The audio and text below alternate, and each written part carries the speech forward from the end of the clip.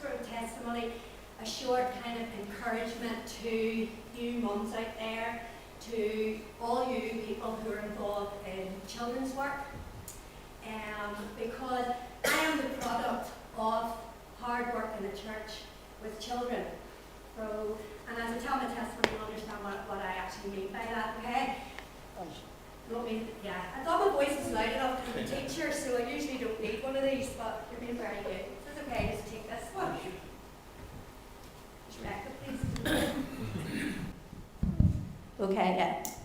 Alright, so I'm a wife, I'm a mother, I'm a teacher, I'm a friend. The list could go on, couldn't it? And who I am, but most importantly, who I am is I'm a child of our Heavenly Father, the King, okay? And my story goes right back, not that many years ago. I'm loving being here already because you called me a girl. I'm loving that, okay? It's been a long time since somebody's called me a girl, so I'm really enjoying that. But I grew up in a family who were churchgoers, I suppose, and so I always went to church, always involved in GB, going to Sunday school, knew about God from a very, very young age, and loved the fact that we had a God who loved us, who sent his son to die on the cross for us, who not only died but rose again so that we would know that he's alive and with us forever. And so from a very young age, I grasped that. And I knew that when nobody was looking and when I was maybe doing things that God was watching and looking on, and that I had a friend in him. And our family, sometimes I think that's not my story, that's my mum and dad's story, but you know what, I was part of that story. And as a young child, circumstances in our home changed, and life became very different. And it was during that period that my parents came to know the Lord, and as a result of that, I came to know the Lord. So, as a child of 7 years of age, I came to know Jesus.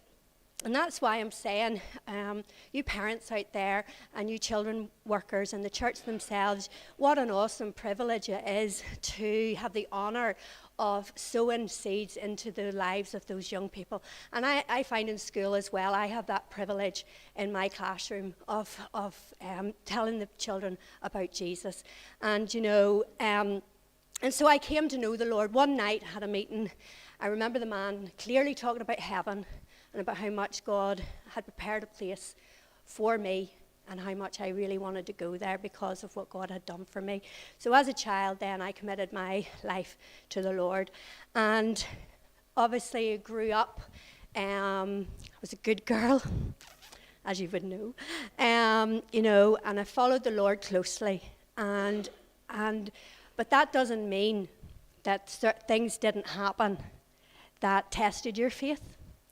Things didn't happen to make you question, God, I'm following what you've asked me to do, but I don't understand why this is happening, or I don't understand why it's not turning out the way you said it would.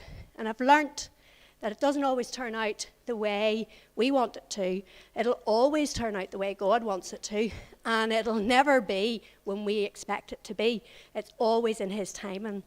And so I've learnt that, and I've, you know, as my kids have been growing up in the different kind of age group, you know, that they've been. So when they were younger, and particularly as you think of Mother's Day today, I'll think back to when they were wee totes and they were coming home from school with presents that I just, you know, that they'd made.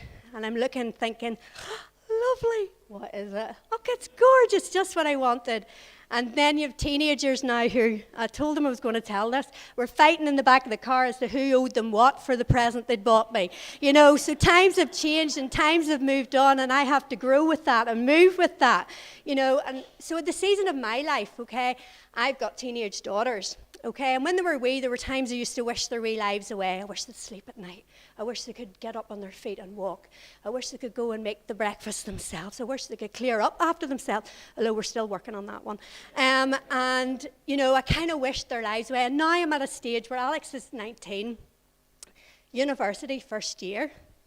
Faye's doing her GCSEs, you know, thinking about her future.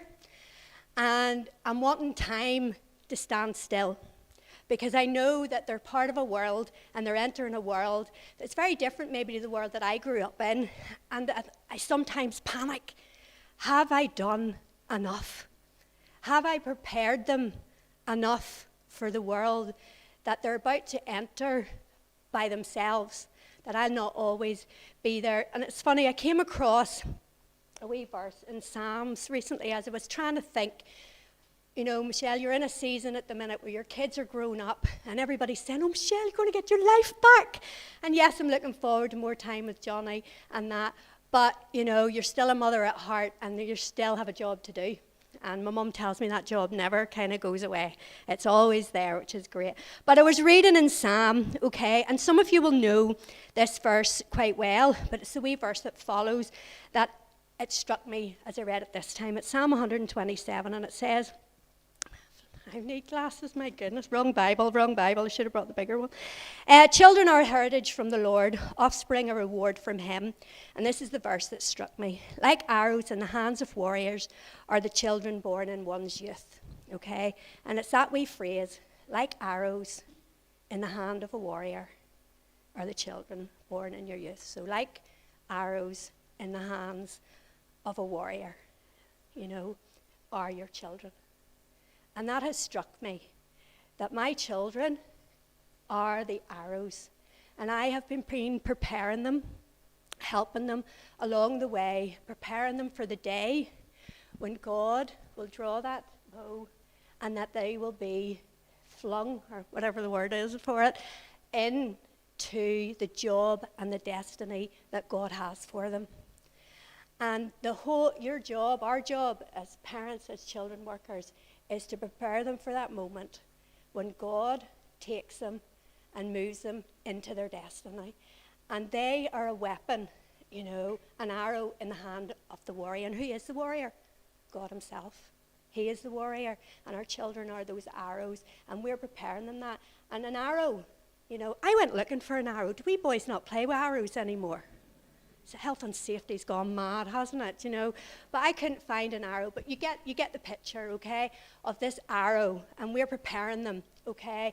We're feeding into them, we're sowing into them, we're teaching them God's way, we're teaching them to pray, we're teaching them to read, we're teaching them to stand up for what is right and just in God's sight. And, you know, but the whole way along, because they're only a gift that we get to have for a while, and then God will use them. And as I look at my girls, I'm going to get all emotional now, but as I look at my girls, you know, there are times I think, did I do enough to make that arrow strong enough, you know? Is the point ready to be fired? And the answer is, you know, that you do the best you can, but you know what the awesome part is that God is ultimately in control of your children and of all that happens. And for those people who have children that maybe turned their back on God, you know what, don't give up, because they are still going to be used by God. Maybe not in our time, maybe, you know, it's not looking like it's working out, but God has a plan and a purpose for them. So I really just wanted to encourage us today, actually, just to remember that, you know, our kids are this arrow, you know, that, you know, and we just have to trust God. I have to trust God that he will fulfill every purpose in my kid's life. I have to trust God that the right man will come along and become their husband. That's not an easy feat with my husband. There's a big long list, but anyway, you know, I have to trust God for that. I have to trust that God will protect my children wherever they go. I have to trust in God because I've done my part in bringing them up in a Christian home, and I will continue to do that. It's not over yet, girls. Don't think I'm saying, oh, it's all over. Nope, there's still rules to obey and stuff to be done. But it's just to remind us that our purpose is to really prepare our children for the destiny that God has them.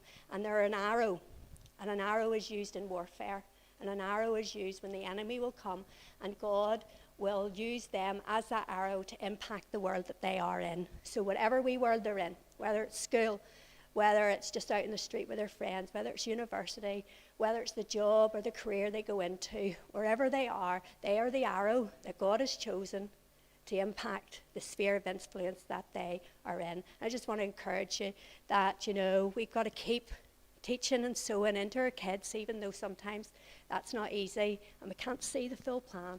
But thank God that he sees the full plan and that it's all mapped out and it's all prepared, and we just have to follow what God tells us to do and remember that our children are like arrows in the hand of the warrior, and that warrior is God, and we have to trust him.